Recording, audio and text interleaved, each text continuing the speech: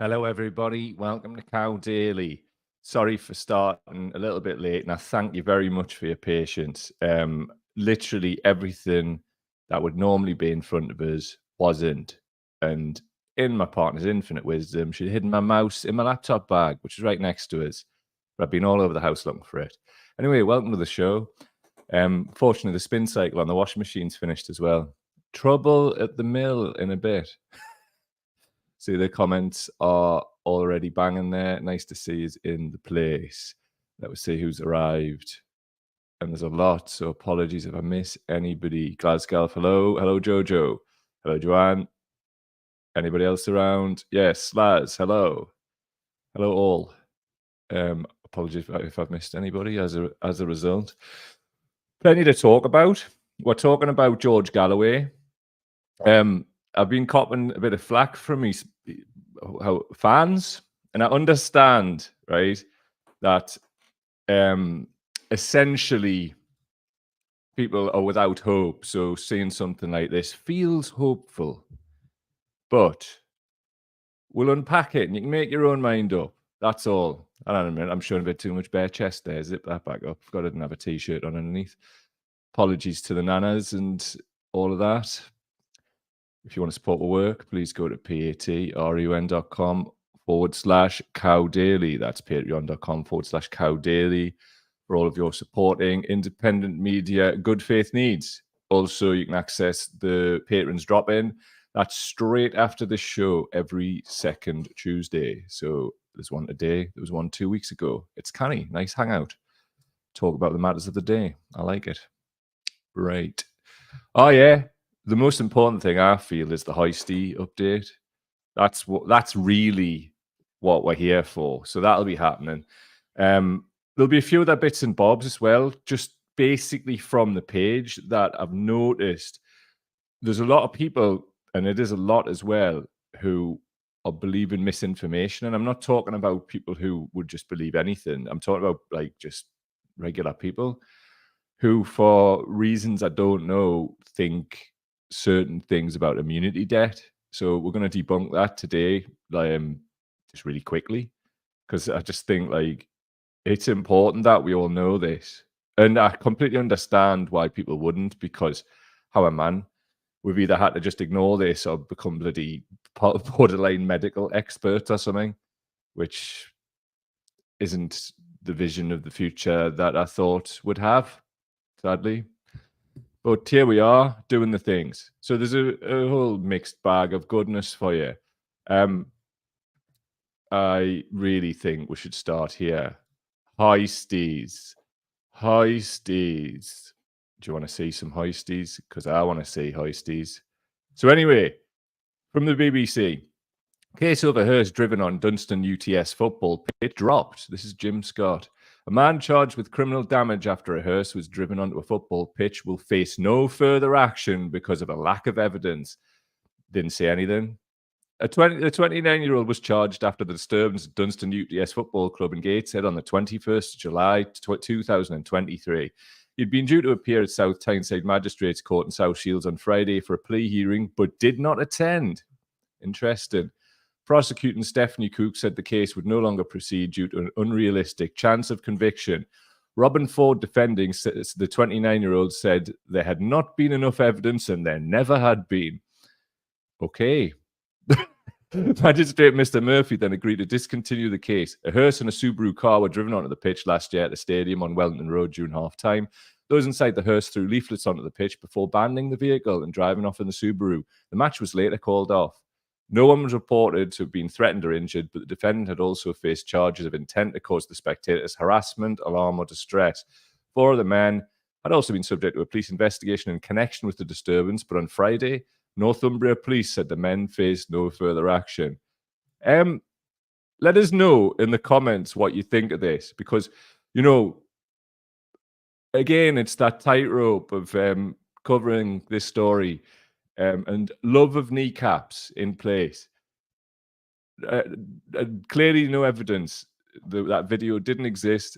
I don't understand how they've arrived at this, and it would be remiss of me to provide further analysis whatsoever due to the passage of the law.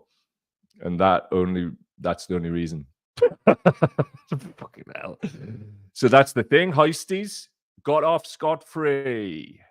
It's a bullseye. That's a message sent and a message walked away. Allegedly. Anyway, I think it's best if I move on from this story. I just wanted you to be fully abreast of Hoisty Watch. Let's see how you've reacted to this in the comments so I can read out what yous have said. Joanne says, come on, live to Hoisty another day. Indeed. Carlos is saying, easy answer, resources and a defunded legal system. Host Paul Elliott, hello, sir. Consequences, free Hoisties. What an absolute belter. Imagine it though, Hoisties. There's laughing, there's dancing. Elizabeth is in the house. Nice to see you. Commenting on why it was unzipped. It wasn't. It was just I'm kind of like oscillating between hot and cold. It's a bit weird. I woke up in the middle of the night and like honestly, it was like a comedy sweat patch around my head, just all around my head, the crotch, and weirdly at the ankles as well. So I'm just feeling a bit drawn out and a bit weird. I hope it's now daft. That would be nice. I wouldn't like to do that. Just something I want to mention on this screen right now, not Jeremy Corbyn, but the many that side, particularly Dave Myers of the Hairy Bikers, sadly died a couple of days ago. Cancer, and yeah, just really mutual acquaintances, shall we say, always spoke really highly of him. Probably say it now. He used to buy weed off him. So, you know what I'm saying? There's your acquaintance. So he was just one of your own. And there's a story that I want to tell you, which I saw, and it speaks to the measure of the man. During lockdowns and whatever, there's something called Volunteer Riders UK, and Dave volunteered to drop essential supplies off to isolated people, medicines, all that kind of thing. On the proviso that they never said that he was there, he didn't want the publicity and out like that. He just quietly got on with it. And think of the amount of people, you know, these type of people who they'll be like, I've just give a homeless person $5,000, basically so they can earn more from the video. And that's the complete opposite of your man here. And it makes you wonder what other else he did. Also, his pal there, the other hairy biker, Asai, he's turned up at protests in Newcastle. As you can see, there were big supporters of your boy Corbyn, even in 2019 when a lot of other celebrities got off. So there you go. Absolute loss. Maybe in the future we might unpack some of the things around it, but I think it's just bad form to like sort of talk about, well, here's some of the reasons why this could be happening. Best to give it a rest for a while on that one. But just want to acknowledge him. Literally one of your own. And I mean, I'll save the rest. So anyway, moving on. One of the things, right, that I've noticed in the comment section, and it's worrying us, is people thinking that in 2024 that you get repeat infections of COVID and that's somehow helpful. Like it builds something called immunity debt. So we need to just cover that really quickly because that'll get you fucked up. Like, anyway, repeated infections with COVID or other viruses can have a negative impact on the immune system, not a positive one that people seem to be holding on to, a negative one.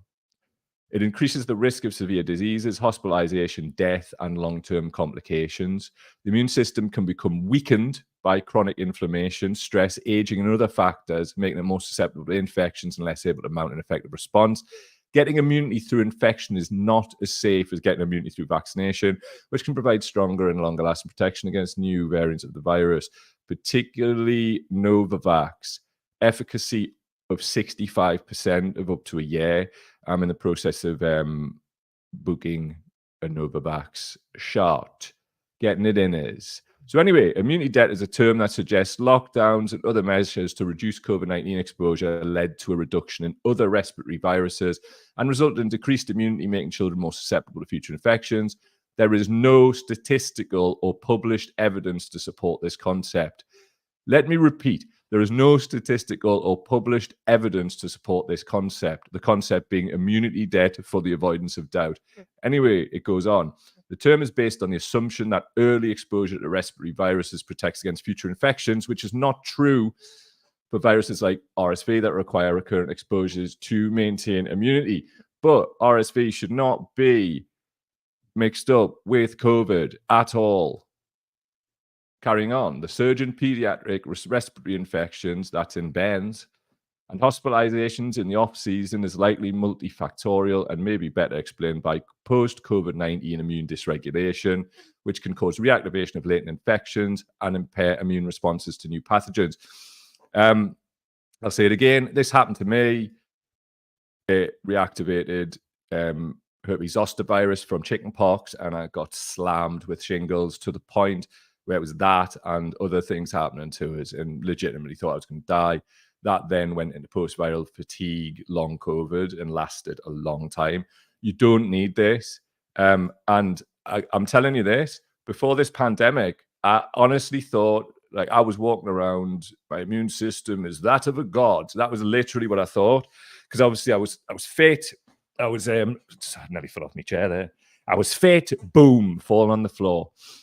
Very fit, in fact. Just thought I couldn't be touched, essentially. How wrong I was. And now, one thing we need to also get clear is, in 2024, this isn't like, oh, you know, we're flying the flag for clinically vulnerable people. Just no, it's everybody. Everybody has a dysregulated immune system to some extent, unless you've literally been isolating the whole time. I mean, I'm sure there's some people who haven't had a level of infection, but I just don't understand how that can be possible if people are not taking any mitigations themselves, because that's where we're at. This is not coming in an election year in the US and the UK in terms of mitigations like clean air, certainly not from the main parties. Still waiting to hear back from the Greens, actually. We'll be following that up. But immunity debt, honestly, it just worries me. Like, I wouldn't say it keeps us awake at night, because I'm at the point now where I'm like just trying to do for me and the people wrapped around us who've been there for me. If people catch a positive stray one on the way at this point, nice one, like. But immunity debt is an attractive concept, but it is not supported by evidence and may divert attention from real causes and solutions for the resurgence in pediatric respiratory infections. You don't say. Sending them into the plague pits is really like an incubator for new variants of all manner of stuff. It's not great. And there's a hell of a lot of other stuff that people who are parents should be following up and looking into. And I know that people do not want to hear this, and they definitely didn't like people like me talking about their bands. I'm not. Well, I am in the sense that I'd really like them to be looked after and not sent into the plague pit, and everybody to rise up to clean the air, because, you know, you wouldn't teach them maths in a fucking sewer. You wouldn't teach them English drinking from a puddle, because that's the shift in mentality that we need now. Same as the shift in mentality I've had since the start of the pandemic. Like, the first weekend they're coming up now, so it's mint.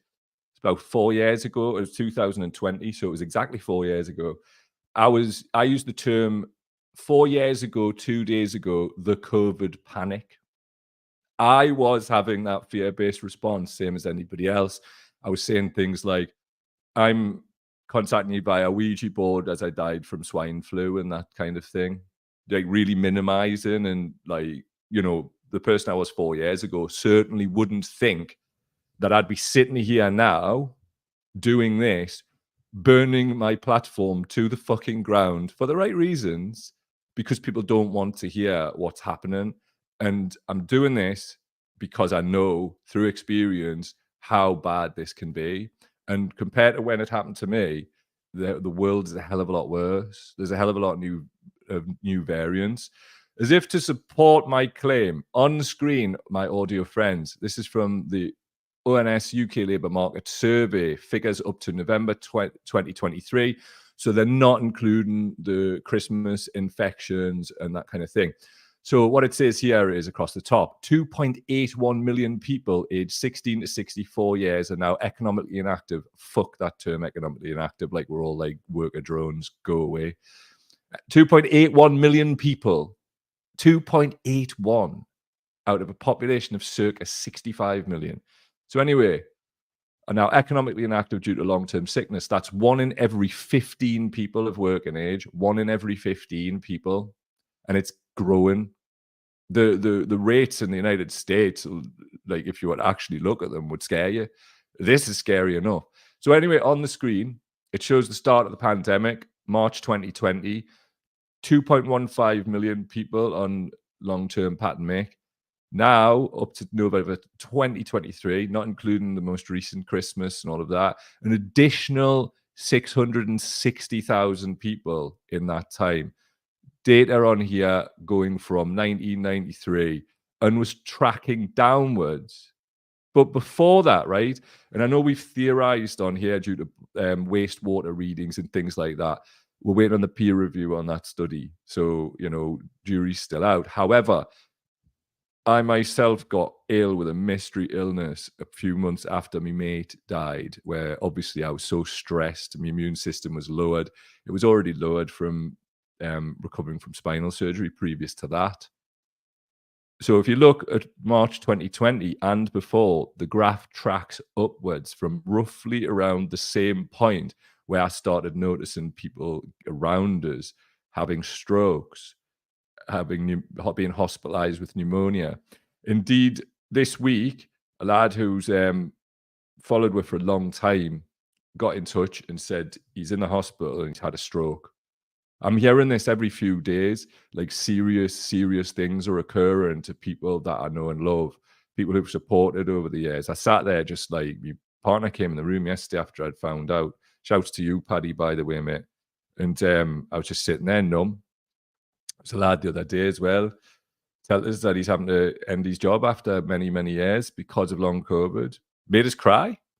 I understand like what this is. And do you know what else makes us cry? The sheer frustration of people trying to ghost people at their way out of it and bully people out of this.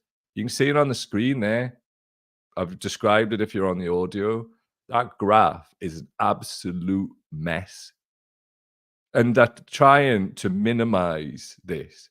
There's all these like articles where it's like, what could possibly be the reason for this big uptick in heart disease after the pandemic? They're using past tense words, and it's like, just get fucked, man. Like, this is the problem when journalists are from a small stinking pool and they've got public school networks and that's getting them in. Go look at the statistics around journalism and like working class representation. It sucks. It's absolutely rotten. So anyway, stay woke, kids. Immunity debt is a lie. And we're basically being allowed to be infected and reinfected. There was something come out the other day, right? An average so-called mild COVID infection will lower your IQ by 3 points. That might not sound a lot, but if you want to go deeper, I've got time here. Go and see what that means. Now, look at how many infections people are getting every year and then stretch that out over the next few years.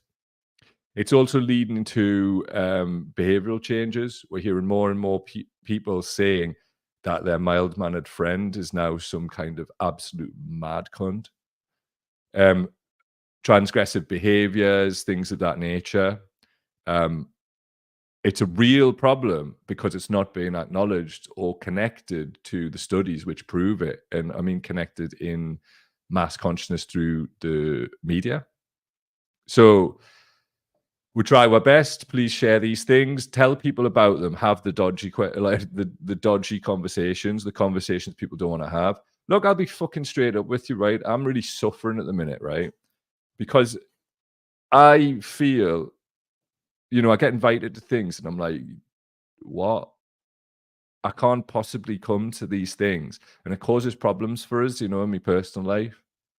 And it's driving is insane because I'm like, I would love to socialize. I crave it, but I know too much. I read and research this every day. It's partly my job, and I can't unsee the things. And to be honest, I'm 47 years old. I don't need to unsee reality. I just need to deal with it. So that's what partly doing this on this show is, and changing the entirety of what the output of what we do. Because the one commonality, at least for me, is telling the truth. At least when it touches us or it touches people, I will have done the right thing. And that's enough for me, to be honest, most days.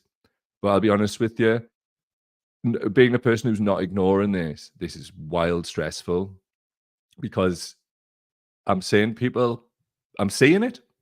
I've always been a person that people have always told things to in confidence. That's why I'm possibly, well, at least on an anecdotal level, across what is really going on out there. People continue to do what they've always done, which is tell us things. I'm having doctors, nurses, you name it, medical staff blowing the whistle, telling us I'm doing my best to help. It's not good. So what do we do? Clean the air, wear an FFP2 respirator mask and above, where like whenever you're in public spaces, no indoor dining, and not just that, speak to the people around you. One of the things that people have been telling us, healthcare workers, is it's not all bad, and the reason is people now, for whatever reason, this person and others think it's to do with repeat infections and the damage that's doing. They don't understand what's happening to them, so they're just all ears for information, and it may be pushing against an open door for clean air and other things now. We may have reached that end of the cocktails on the Titanic moment, at least for kind of like that majority of people in the middle who don't. I don't understand it, right? Because it's just not me, but I'm trying to understand how people, after what we all collectively went through, don't want to know anymore. That's not me. That's not who I am, but I shouldn't judge people by my own norms and values, mainly for me, because it just makes us too frustrated. So I'm trying to like evolve past that and be less attached to the outcome. But it's bloody hard when you see people you care about, like, just haven't got a fucking Scooby-Doo what's going on. But, you know, that's the thing. Maybe it'll need something like this. The photo that changed the face of the AIDS pandemic, a father comforting his dying son, 1989. You can see the anguish there, and that looks to me like some kind of like what are the pre-Raphael? It's not Raphaelite. It's Renaissance paintings, isn't it?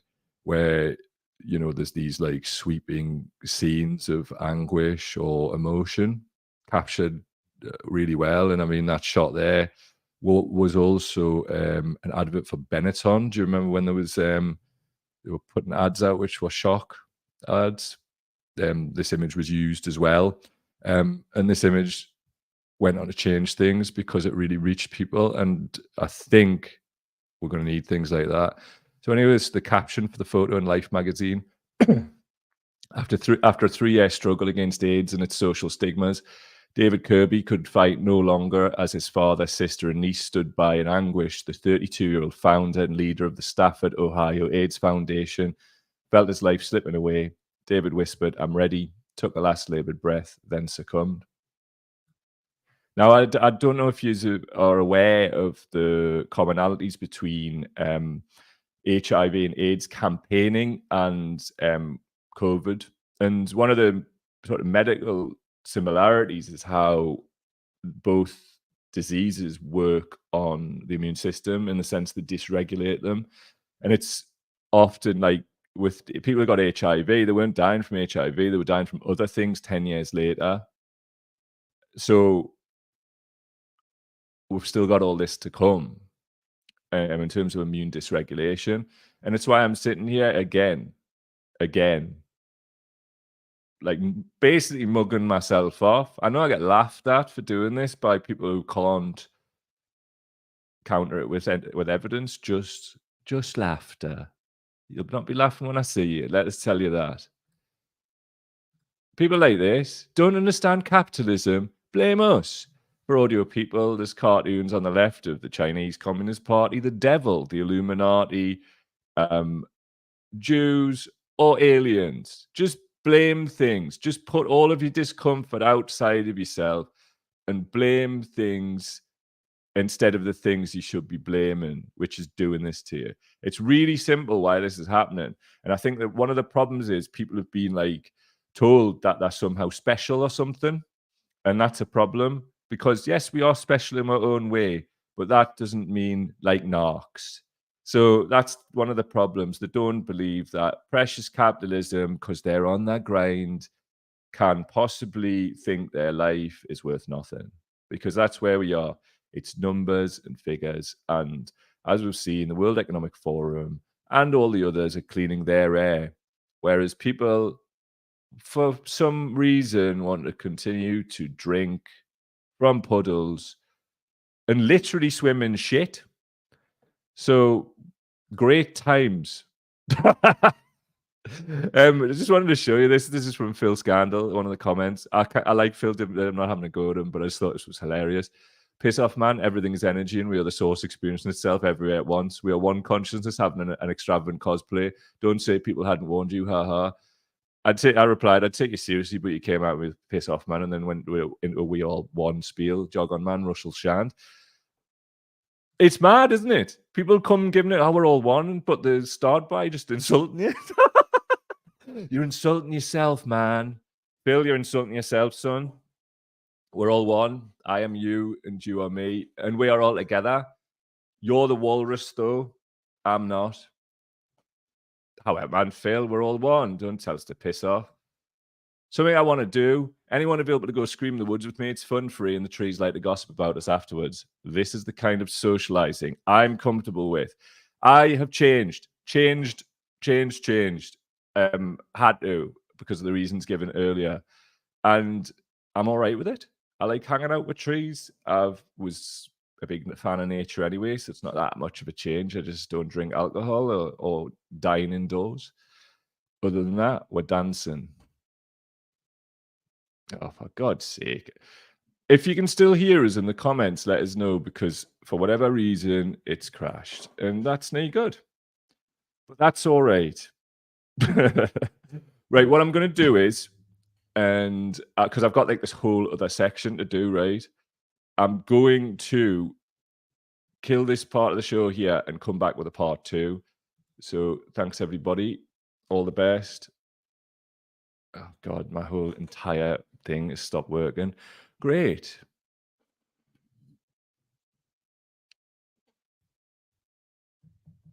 Oh, stop the bloody stream. Right, we're back or we're not back? We're back. Oh, we're back. Let us know in the comments if we are back. I don't know what the hell happened there, but never mind. Right, what I'm going to do is I'm going to go straight into the other thing. Hello to everybody in the comments. Apologies if I haven't got to you, but we do have some George Galloway business to talk about. And what I might do is just snip this in 2 or something like that, because it turned out to be rather a long one.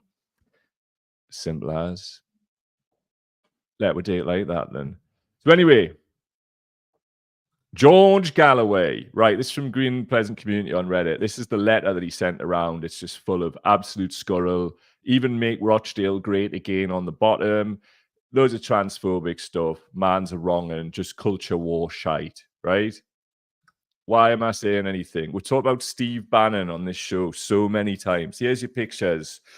2 of them looking really warmly at each other, grot bags. Oh, I love you, Steve. Is there any potential for some of that alleged dark money? Oh, tea, get in my fucking face.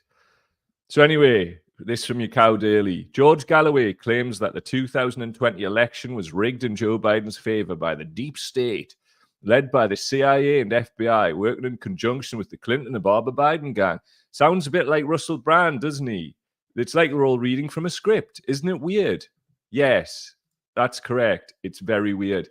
But we've got some banging clips for you here, meaning I can have a brew and also watch the clips. This is where he says this. I mean, people can say what the hell they want, but I've noticed people like fully on the left, absolutely and utterly just people I respect too, or did respect, I don't know. Like fully ensconced with this absolute wronging. But anyway, let's hear what he's got to say on whatever the hell show he's got going on. Hold on a minute. Maybe this is due to it crashing. I don't know. It is. It's on mute. All of me clips were absolutely lined up. We're back though. Let's not worry about it.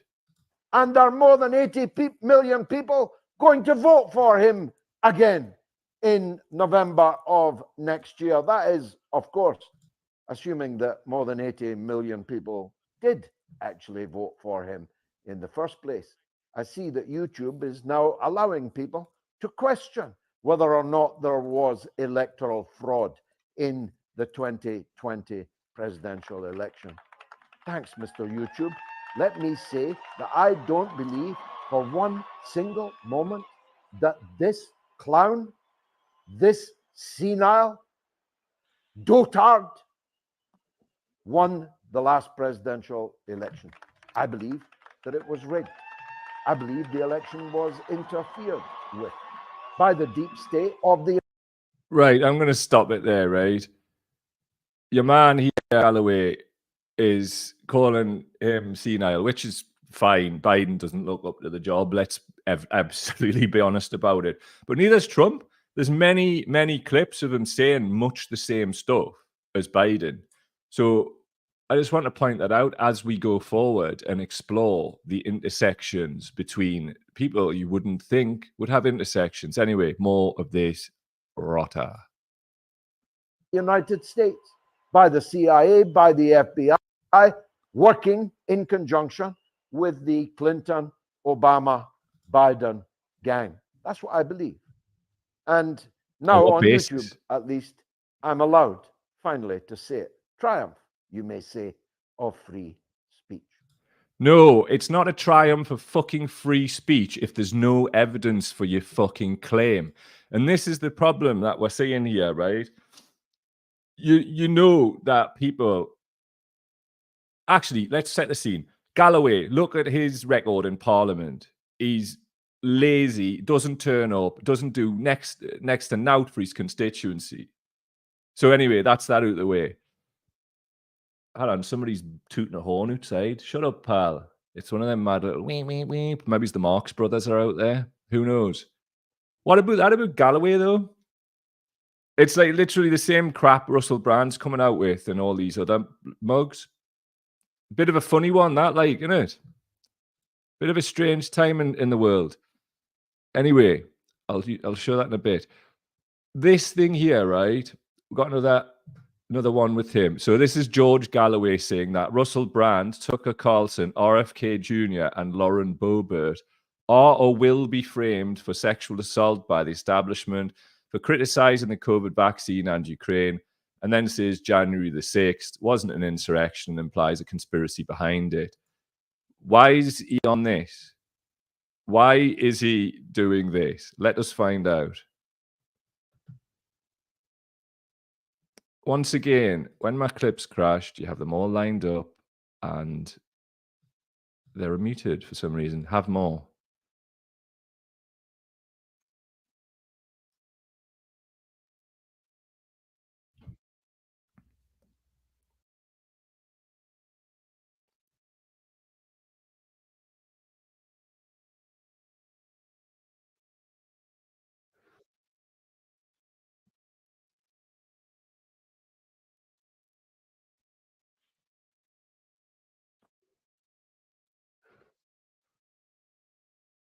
Right, I'm just going to stop this here.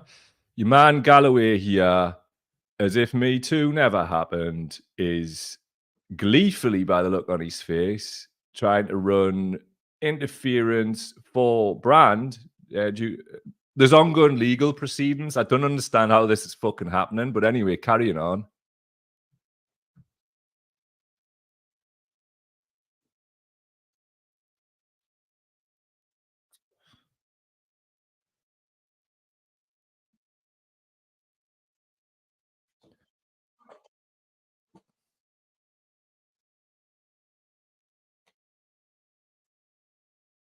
Right. Given that it took Channel 4 dispatches of, I think it was over 2 years to pull the whole thing together, it would be a real job of clairvoyancy by anybody to time this perfectly to get a hold of Brand, if indeed he isn't guilty.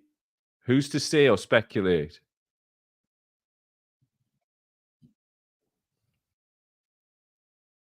He hasn't.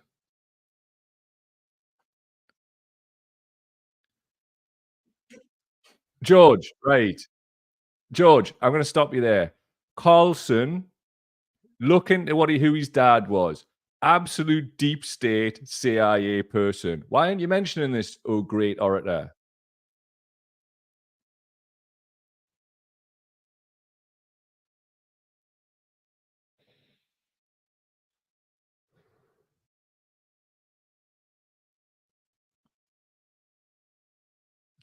Right, Robert F. Kennedy Jr. I am going to say this, right? Oh my God, hold on a minute. I've just been reacting to something that isn't even on the fucking screen. You know how it is, right? When this thing crashes, it just fucks it. Jesus fuck. Right. Absolutely. What a head doer. Right. Anyway, I'm going to just run that again and I'll snip that bit out and just do loads of post production before it goes out because that is my life now. Anyway, I'm going to run it for you. Listen. What does Russell Brand nowadays talk about? He talks against the war in Ukraine. He talks against lockdowns. He talks against compulsory vaccinations. He talks against big pharma. And I just wonder, as may you, if it is that has brought Russell Brand right over the target. I wonder if it was Russell. George, just shut the fuck up, man. Honestly, this is wild. Brand's interview with Tucker Carlson, another man who talks against the Ukraine war, another man who talks about and against big pharma, another man who talks against lockdowns and the vax industry. By the way, Tucker, I hope you've led a blameless life. He hasn't. Neither's his dad. His dad was deep state CIA. I think he's still alive, actually. Go and check him out. Interesting bit of old switcheroo that's been ran by these seemingly connected individuals. Because if I'm any judge, You're you'll be the next person in their firing line. Or maybe it was Russell Brand's interview with Robert F. Kennedy Jr. that so attracted him to the fire, the flak, the millions of pounds worth of flak from. On the screen, Robert F. Kennedy Jr. has just popped up. My contention is this regarding Robert F. Kennedy Jr. He is a stalking horse. What that means is he's there in the United States to basically seemingly be part of something different from the Bannon set, whilst simultaneously appearing to work for Bannon's interests. Now, one of the things that I've been talking about a lot recently is the left-right dialectic is very, very, very 20th century. And I think quite a lot of the people who want to hold on to that maybe just want to be plugged into the blue screen of death. But the last save point before the pandemic, I don't know.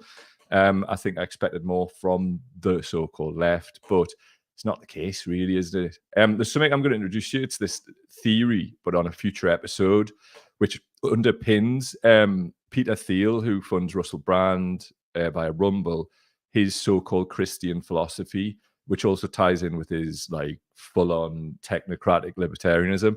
But that's for another day. Let's hear more from this absolute whopper Galloway. From these two pillars of British state orthodoxy, the Sunday Times and Channel 4. But it is remarkable that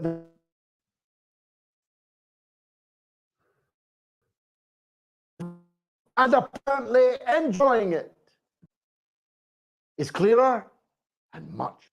What the fuck? What the fuck are you on?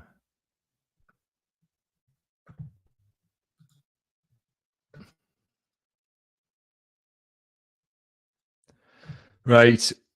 It's crashed again. I'm going to just bag this off as a bad do. Tried my best piece today, lads and lasses. Ultimately, Joe, if you can still hear us, George Galloway is Yawapa of a high height. Thanks, everybody, for being here. I'll run this closing titles. Maybe it'll work. See you later.